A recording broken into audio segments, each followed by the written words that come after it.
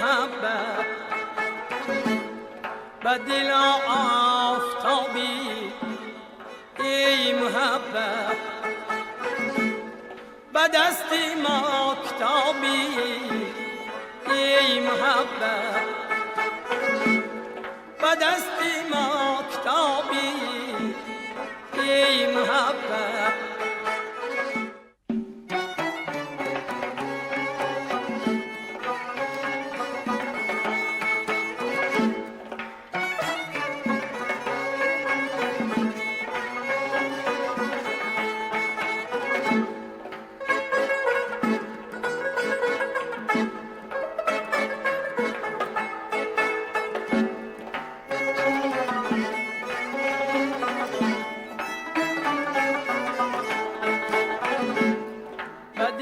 آفتابی ای محبت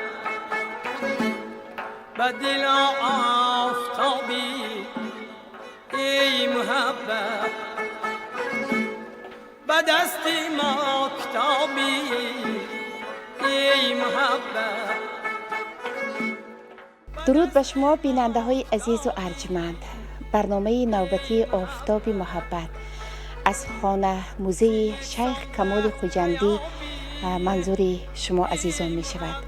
این بار موضوع ما فرهنگ روزگارداری نیاکان و تاثیر آن به عائله های جوان است. البته ما در برنامه گذشته بابت نقش خسور و خوشامد در بنیاد و پایداری عائله برای شما یک برنامه را تهیه کرده بودیم و باوری هم داریم که از برنامه ما شما برای زندگی خود، برای تربیت فرزندان خود یک جهان معنی می بردارید. البته نیاکان ما برای بنیاد عائله، فرهنگ روزگارداری، زندگی سازی از خود یک جهانی پرغناوت را به ما میراث گذاشتند و ما باید آن را بی‌گزند به آیندگان ملت برده رسانیم. در مهمانی برنامه ما حضور دارند چهره های تابناک جمهوری تاجیکستان، معلمی عزیز و ارجمند منیره اعظم و حافظ خوشخوان جمهوری تاجیکستان سراینده ممتاز طالب جان اسماعیلوف. جوانان خیلی ذوقمند ما، دانشمند ما از دانشگاه دولتی حقوق بیزنس و سیاست تاجیکستان در ولایت سوخت حضور دارند و از برنامه ما، از صحبت شما معلم ارجمند یک جهان معنی می بردارند. ما را همراه باشید. به دست ما کتابی ای محبت. معلم ارجمند، ما در برنامه گذشته بابت نقش خسور و خوشامد در پایداری عائله های جوان یک برنامه را تهیه کرده بودیم و باوری هم داریم که بیننده های عزیز ما یک برداشت نمودند. فرهنگ روزگارداری نیاکان ما خیلی بای است، به ما خیلی یک میراث گرانبها گذاشتند و البته با امروزه جوانان ما، عائله های جوان بی تاثیر نمیماند اگر برداشت نمایند، اگر برخوردار شوند. شما چی نظری دارید؟ تشکر زیاد هدیه بانو. از امروز صحبت موضوعی که انتخاب کردید بسیار شاد هستم. منتداری خود را بیان می نمایم. واقعا همان برنامه پیشینه را همچون تماشابین شنونده من هم تماشا کرده یک جهان معنی برای خود برداشت نموده. به شک و شبهه سوالی که شما کردید، اگر فکر کنیم که آدم و آدمیت و هر یک فرد در کجا کدام محیط به وای میرسد، البته دامان مادر، عائله، پدر، خواهر و دادر به سبب هم نمیگوین خانه مادری، خانه باباگی، بیبیگی بیهوده نمیگن، چون که انسان در همین محیط به دنیا می آید، به وایه میرسد، به گفته شما یک چی رو از خود می نماید، برداشت می کند و در طول زندگی خودش آن را استفاده می کند. چون شما گفتید فرهنگی روزگارداری نیاگان من شما و تاثیر آن به عائله های جوان و من به جوانان. اگر جوانی خودم رو به خاطر آورم، کودکی خودم رو به خاطر آورم. به خاطرم حولی بابا بیبی هم به خاطر می آید. البته بابا بیبی مادری پدری به خاطرم میاد که حولی بیبی هم همیشه همین گونه دسترخوان آراسته داشتن، صندلی، همین خانه موزه کمال خواجه کمال که امروز به روی از خاطر نرفتنی عنعنه های اجدادی و نیاگان ما از طرف دولت و حکومت، خاصتا پیشوای معظم ملت برای نسل امروز و آینده برجاست. به خاطرم همون لحظه ها میاد. پس از مکتب حتما به خانه بیبیم تشریف می آوردم.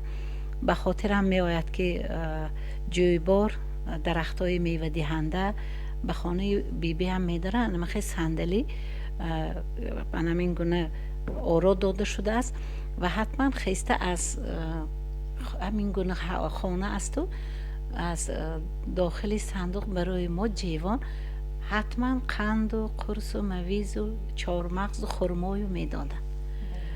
از همانجا خاطری کودکیم هست که روزگارداری بیبیم خانه به خاطرم میاد که دائما رفته تازه آزاده یا من روید از آشتان خانه یا اینکه خانه ای که در آنجا خوراک پخت و پز میکنن یگان چیز را بیاری، حتما روی دیگ پوشک موجود بود که حالا هم این چیز گم نشده است.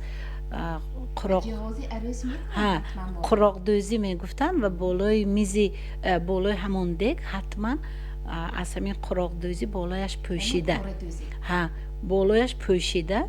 من به خاطرم میرسد که از همونجا میگن که تربیه نیست که روزی شنانند و تربیه کنند. تربیه آنی است که میبینیم، صحبت میکنیم یا خانه همدیگر میآییم میبینیم، بهترش برای خود میگیریم و تربیه میشیم. منم همه خیلی فکر دارم که ما بابا بیبی هم برای ما همین عنعنه های اجدادی نیاگان برای ما دادن. بسیار کار نجیب است که در دوران صاحب استقلالی برای احیای عنعنه های اجدادی من و شما کارهای زیادی را دولت و حکومت و خاصتا پیشوای معظم پافشاری میکنن، پیگیری میکنن، تشبث میکنن که حلقه پیوندی نیاگان و تمدن و فرهنگ گم نشود. باز به خاطرم می آید لحظه ها که روزگارداری از چی آغاز می شود؟ از آیله. همین وقتی که پدر مادر بابا بیبی همین طرز گذاشتن آب دسته یا که دستشوی طرز گذاشتن حتما هر خانه می در آمدید حتما روی حولی آب دسته آفتابه دستشوی و حتما برای دست پاک کردن دست روی مال یا که سچاق رو می گذاشتن. جایی مخصوص را داشت. دخترم کلان شوید و بخت شوید حاضرم همین چیز پابرجاست. همین از حلقه پیوندی گم نکردنی عنعنه های اجدادی نیاگانی من شما یا فرهنگی دادنی همون عنعنه مدنیتی نیاگانی من شما مخصوص نگفتن، لیکن دوره به دوره به یگان مجبوریت رفتی روزگارداری زندگی به همین استفاده کردن. یا به خاطرم می آید دوره باز اولین خوراک آماده کردنم وقتی که مادرم سرفه میگویم مخصوص جای خود را داشت سرفه از پوست حیوان میشد و یا اینکه از متایی که همون ارد نمیگذره و مخصوص دوختند و می آویختند در جای معین. ایلک تخته سرفه ما از خاطر نمیبریم، مادرم میکشادن، ما آماده میکردیم، مادرم خمیر می آشوردن. اگر ما نظر کنیم به خانه خواجه کمال خود این فرهنگ روزگارداری این نقش نگاری زیبا رو بینید. من تاکچه های زیبا، این ظرف های قدیمه سفالی، من فکر میکنم حالا هم خانه های هستن که همین عنعنه ها رو گم نکردن و مخصوص بعدی همینجا پابرجا شدن به فکرم باز برگشته گویا که احیا کرده به اصل خیش برگشته خانه های خود را به همین طرز عنعنوی ملی آرایش میدن یا به حوله های میدراید که مخصوص خانه هست که ملی هست که اروپایی یا هستند که مخصوص ملی برای مردان برای زنها آماده کرده مونده. برای همین هم اگر دوره عنعنه تاریخ حوله داری تاجیکان و عنعنه ملی ما دانیم، حوله بیرون حوله درون بود. حالا هم خانه خواجه کمالم به همین طرز ترتیب داده شده است که حوله بیرون حوله درون هست و قسمت حوله هست که در آنجا خوراک آماده میکنه. این چیز یا که عنعنه ها در حوله های امروزه ما نیز نگاه داشته شده است. خود در شهر گوید خود در دهات گوید، اگر بیشتر در شهر خانه های بلند آشیانه باشد، لیکن قسمت هایی که حوله ها هستند حتما همین چیزها رو مشاهده کرده می شود که البته به جهت روی آوردن به نیاگان، گم نکردن حلقه پیوند فرهنگ نیاگان اهمیت می دهند. یا خود شما خیلی که گفتید که آراستن دسترخوان، من به خاطر دارم حتما از همین گونه میوجات ها استفاده می بردن، چون که این به سلامتی انسان فایده آور است، طبیعی است. در تاجیکستان عزیز خودمو پرورش می شود، می روید و همین را جمع آوری کرده مهمانای با همین مهمانداری می کردن. یکی از خیلی خاطرماندترین فرهنگ روزگارداری مردم تاجیک آن است که برای زمستان گذرانی آنها همه وقت کوشش میکردن که ذخیره کنند، کوشش میکردن که یکون مهمانی که به خاندان آنها می آید از ناز و نعمت دسترخوان آنها همه وقت مهمانان برخوردار بودند، مهمان نواز بودند، مردم تاجیک مهماندار بودند، شهردار بودند، شهرساز بودند. امروز حلقه پیوند اگر مردم ما به جوانان خود به فرزندان خود جامعه ما خیلی دقت دهند و تربیت کنند، همین اصل خود را ما گم نمی کنیم.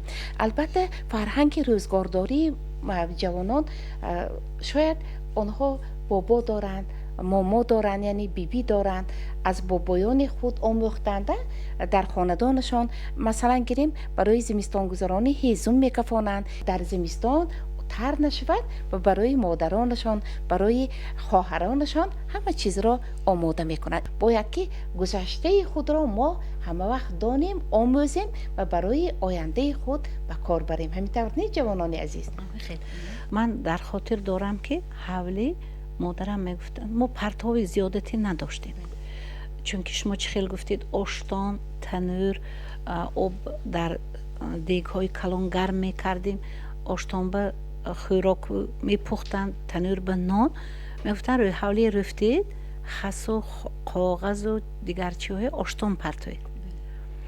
خاک توبه های همان جایی که کم کم سوراخی دارد همه جا کنید آب چاشید میشیند. بعد میگفتن که از خانه بیرون پرتاب برآوردن نقص نیست. باوری دارم، اعتماد دارم که عنعنه های اجدادی را فراموش نمی کنند، نکردن و فرزندان خودشون می آموزانند تا اینکه اوید محیط زندگی، محیط عائله، محیط کشور ما آزادی تازه نگاه داشتن. امروز جوانان به محیط، به اطراف، به مسئولیتی که به دوش آنها هست در عائله داری باید اهمیت دهند، به فرزندان خودشان گذارن. چه خیلی که پدر مادر ما، بابای بیبی ما، کلانسالایی که ما تربیت کردن، استادای ما، معلمانی که ما رو تربیت دادن برای ما گذاشتن، من فکر میکنم وظیفه مقدسی هر یک شخص است که به جوانان این رو دهند. شما گفتید که از عائله و روزگارداری از خوشدامن و خسور به خاطر آوردید. به من یک آموزگاری سابقه دار دیدن رفتیم و در صحبتی سابقه داران نشستم و یک کس گفتن که دختر پسر تا 18 ساله 20 ساله در دامان مادر دانسته نادانسته که دکان کلان میشد، لیکن خوشدامن در زندگی آینده و اگر روزگارداری ورزیده باشد، خوش‌دامن، مدنیت و معرفتی تمدنی پیشتره نیاگان صاحب باشد، به عروس یا به پسر داماد یا فرزند همین گونه معنویات بلند را میده. اینه ببینید عنعنه اجدادی ما. من به خاطرم هست یا حاضرم همین عرف و عادت هست، عروس به خانه میبیارن روزی سیام یا چهارم حتما به همین و روغن میکنن یا ارد میکنن که رزقار را به شما سپارش کردم همراه من بیاد رزقارداری کنیم. این از اجداد نیاگان من شما اومده است. یا پیشتر داماد یا عروس را خوراکی آشی بریده یا اینکه اوگرا میگن خجند همین تناول کردنش میدادن تا اینکه کنی چست و چالاک است می و مانند این اجدادی رزقارداری فرهنگ تمدن ها حالا هم پا برجا است. یا طرز دسترخوان آرستن، خود که آموزگار هستند در درسی رزقارداری آموزگاران حتما برنامه دولتی هست که طرز دسترخوان آرستن، قبول مهمان، گسیل مهمان، آداب سخن، آداب لباس، آداب مهمانداری رفتن، مهمانی رفتن، مهمان را قبول و گسیل کردن. این است نسل به نسل از اجدادان به من شما آمده است. من فکر میکنم. تشکر معلم ارجمند.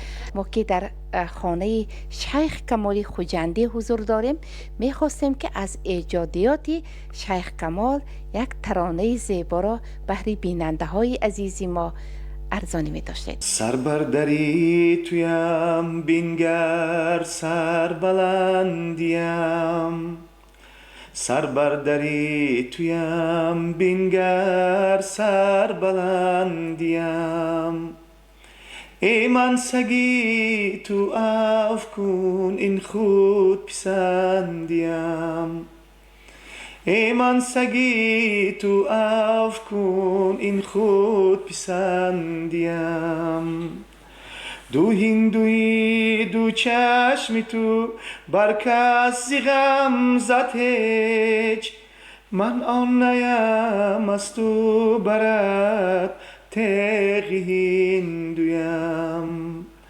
من آن نیم از تو برد تیغی هندویم.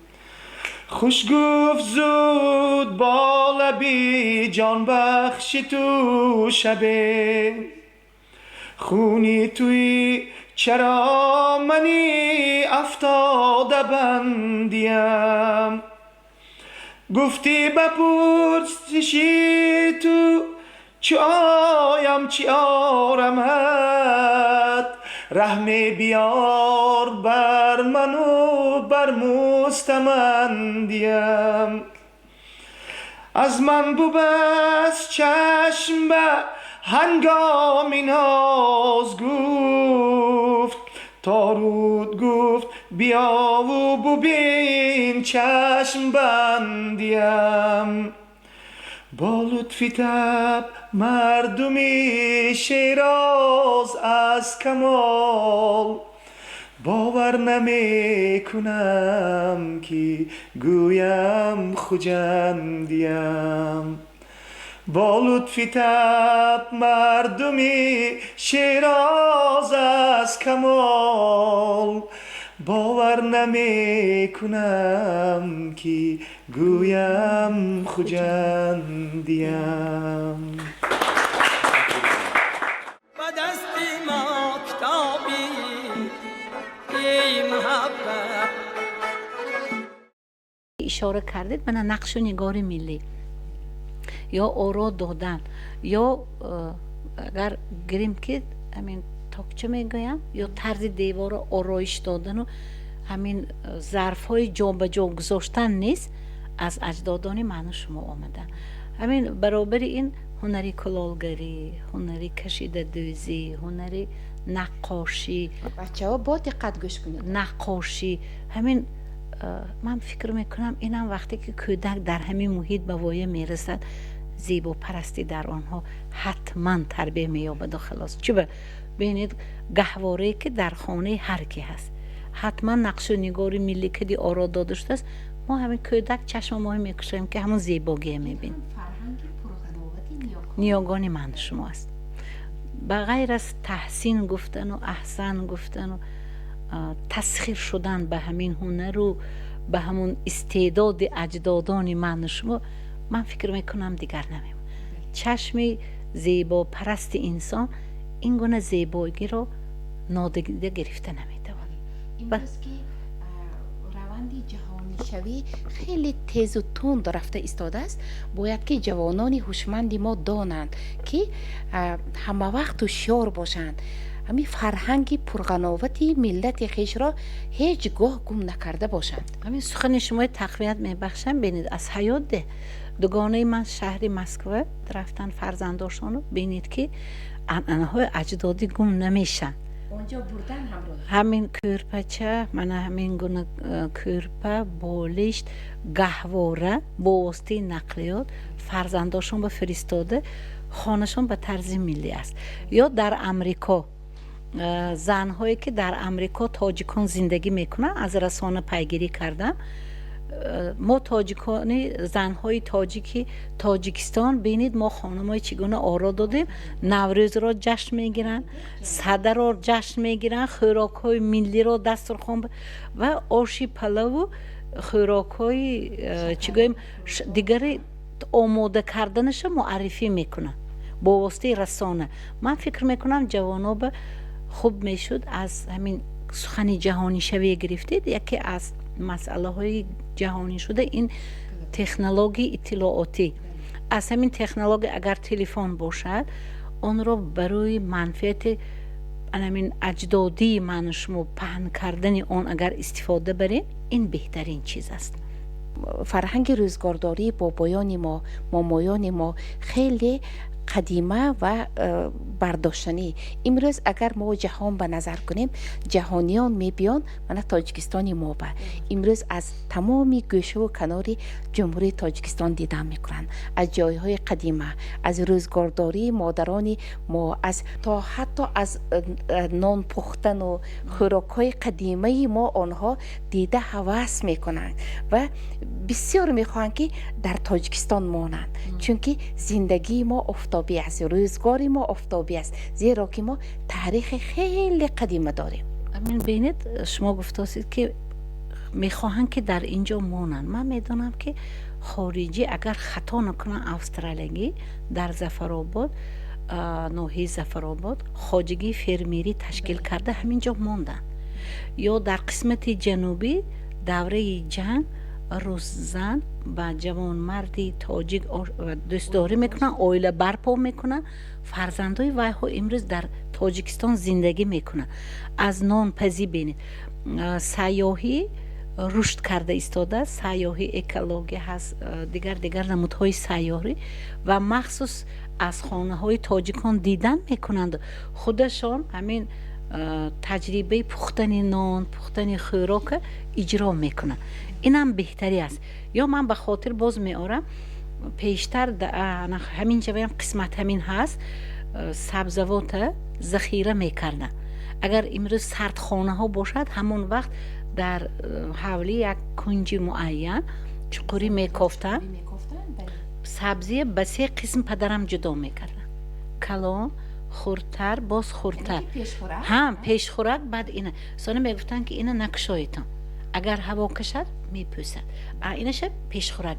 یا رفتی وای به جای داشتیم که همین محصولات های خواجگی ذخیره میکردیم، پیاز، کارتوشکا و هم نوعش به جدا میکردن و خوشدامنه میگفتن که بازار میرید پیازی کلان خریداری نکنید، چون که روزگار عائله جوانا از 2-3 نفر خورد و پیاز رو گرید، یک جس کردن خوراکتان مثل اسراف نمیشد میگفتن. من فکر میکنم این بهتری. یا میگفتن از این طرف حولی و طرف حولی و میرید هم فکر کرده روید که از اونجا چیه گرفته می آید، بیکار رفته نه آید. حاضرم من وقتی که یگان جا رفته نیشوم فکر میکنم که من وای طرفی شهر روم، مگر اونجا با کدام کار هم هست که اجرا کرده بیایم. این برای صرفه وقت که امروز جهانی شوی و وقت نمیرسد به جوان و به کلان سال و به میان سال، من فکر میکنم فایده یا هیزم به خاطر آوردید. هیزم برای پختن شوربا، هیزم برای زیربک کردن، هیزم تنور، هر یکتی اندازه داشت و پدرم می آموزندن که اینا در نزد آشتون برده مانید. پیش از دیگه کشادن اول گردی دیگه روبید، بعد دیگه دستمال کنید، بعدا آشتون با علاوه خوراک دیگر یک برای جوانا بفکرم. من نمیدانستم وقت صرف کردنشه. مادرم می آموزم می گفتن دیگ به علاوه کردید می روغن اندازید، اول کدام می انزید؟ همونه گوشت می ها، بعدی وای پیاز، بعدی وای سبزی، بعدی وای کارتوشک، پای هم برای اونکه فرصتتون رسد برای آماده کردن خوراک و دیگر کارهای روزگارداری انجام دادن. نگاه کردن استید که کی علاوه میشه دو کی دیگر میشه. این برای منفعت روزگارداری بوده است. ما شما بر این جوان بودیم نمیفهمیدیم. امروز میفهمم که چه خیلی وقت نمیرسد یا بر وقت خیستن از خواب، سحر بر وقت خیستن این فیض و برکت الهی را دارد. من همین شاگردام درسی من میگم که دخترکا دیر نبیاید، پسرا دیر نبیاید، خیستید می مادر به کمک کنید، دسترخوان کنید، رزق روزی پگاه کردی خداوند. اگر خستید خاطرتان جمع است که دیر نمیکنید، غذای خوردید شکمتان سیر است، معاینه سر نقص کار میکنه. وقتی کار کردن معاینه سر این پگاه روزی است. بعدا ماندگی کارهای استراحت و دیگه. من فکر میکنم ریجه روز برای روزگارداری بهترین نعمت است. من در خاطر دارم اینم روزگارداری است. مادرم سمبوسه یا نان میکردن و حتما همسایه رو میفرستاندن. 7 درب ما برده کلانسال موی سفید کمپیرا برده میدادیم، میبخشید و دسترخوان کشادن. امروز بعضا ملازمت کرده بیایید نمیگم بعضی ها، لیکن اکثریت تاجیک انعنه گم نکرده است مهماندار. من به ناحیه مسجد مهمانی خانه شاگرد خبرگیری رفتم. باور میکنید چقدر مهمان نواز است. واقعا دسترخوان از همین گونه میوه‌جات های تاجیکانه، نان هایی که زن ها آماده کردن. من گفتم نه انعنه های اجدادی ما گم نشدن و گم هم نمیشن. اگر در عائله مادر پدر همین تمدن و فرهنگ قدیمه، بیهوده نیست که شاهنامه هدیه شده استاده است. کتاب اثر بیزوال ابوالقاسم فردوسی به سبب نیست که تاجیکانی بابا جان غفورов هدیه شده است. اگر پدر مادر از همین روزگارداری اجدادی و نیاگان ما خودشان که بهره‌مند هستند به فرزند پیشنهاد کنند از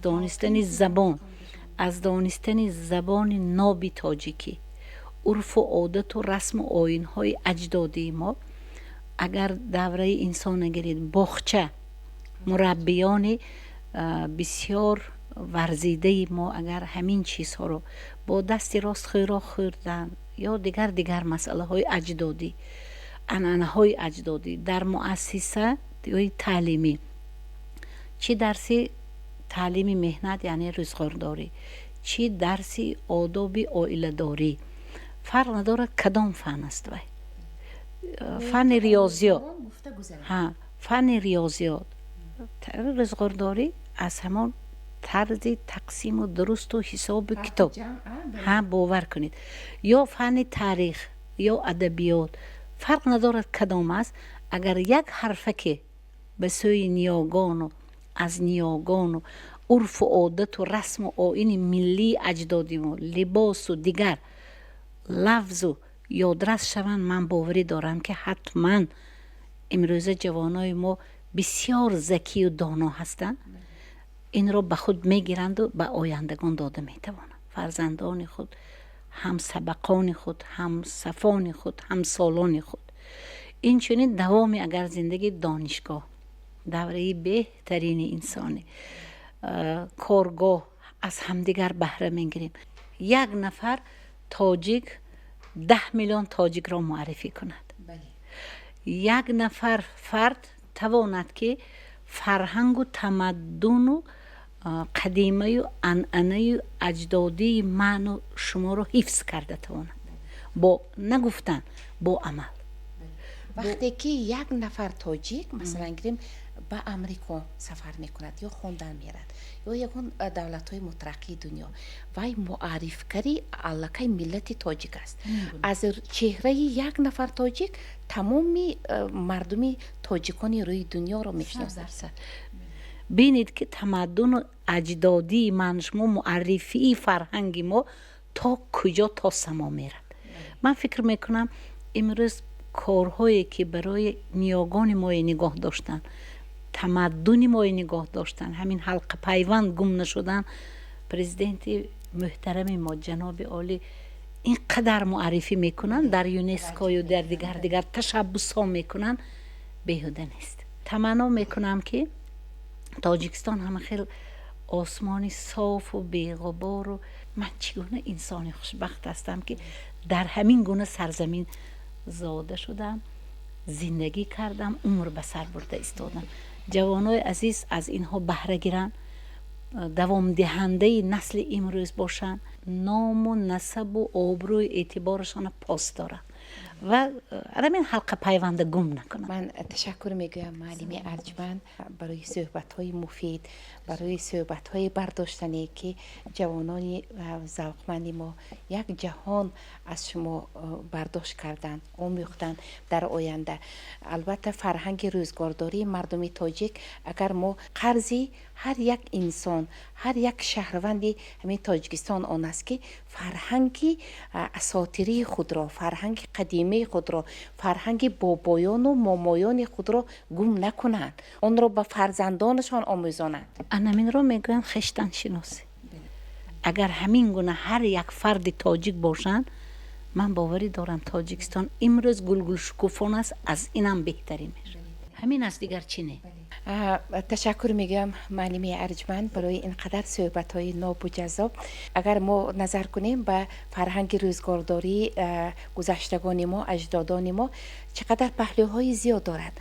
باوری هم دارم که جوانان ما از صحبت شما یک جهان برداشت کردند. پیش از همه منتداری به واسطه خود را به معلمای عزیز میرسانم که با ما جوانان چنین یک صحبت ارزشمند گذرانیدند تا ما فرهنگ نیاگان خود را به یاد آوریم و ما گفته های شما را اساس کرده در آینده فرهنگ نیاگان خود را پاس می داریم و آن را البته یعنی در آینده استفاده می بریم، چون که خود خلق تاجیک یک خلق به نهایت دارای فرهنگ و تاریخ نیاگان است و ما کوشش میکنیم که در آینده آن را ترقی کرده به جهانیان پیشکش نماییم. بله گلدسته، در اینجا شما خوب قید کردید و ما جوانان کوشش میکنیم که همچون جوانی با فرهنگ و برای پایداری فرهنگ و ملت خیش در دوران صاحب استقلال خدمت شایان کرده به اهل شکوفایی وطن عزیزمون سهم بازسازی خیش را گذاشته باشه و ما کوشش میکنیم که در آینده در روزگارداری، در عائله‌داری از چنین معلم‌های با تجربه و شخصانی روزگار دیده سبق گرفته باشه. بیننده های عزیز و ارجمند، اینجا رسیدیم به فرجام برنامه. تمنا میکنیم که قلبتان همیشه آفتابی باشد، زندگیتان پر محبت باشد، همیشه در خاندان شما فضای شادی، مهر و محبت باشد. تا دیدن دیدار سربلند و سعادتمند باشید. به دل آفتابی ای محبت، به دل آفتابی ای محبت، به دست ما کتابی ای محبت، به دست ما کتابی ای محبت.